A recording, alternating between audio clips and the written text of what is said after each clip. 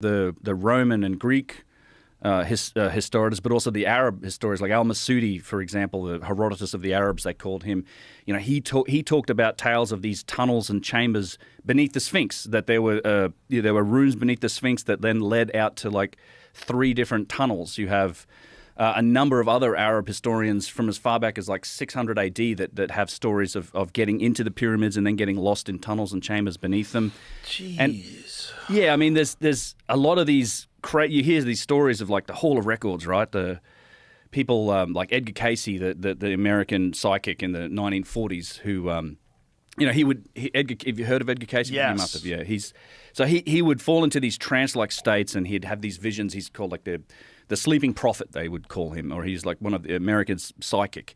And it wasn't just about things around Egypt. He did prophesize and talk about locations for 3 halls of records, which were these Atlantean caches of information, like a pre-deluvian civilization. He did call it Atlantis.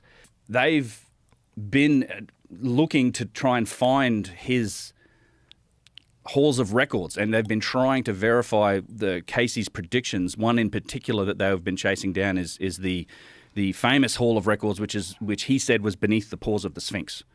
So there's not, the stories of this Hall of Records and these rooms beneath the Sphinx go back thousands of years. Like, I mean, just not just the Arabs, but also Herodotus and these other guys also talked about that whole area, the Sphinx and everything else being vastly more ancient even than the pyramids. But there was some work done that happened in recent times, like in the 1990s. Well, there's been a search going on since the early 70s that the ARE has been involved in, and a lot of this is quite secretive. A lot of this has never really come to light. But there's some, until very recently, in fact, there's been some footage that came up that showed that there are in fact tunnels beneath the Sphinx that may well have been explored. We're not quite sure.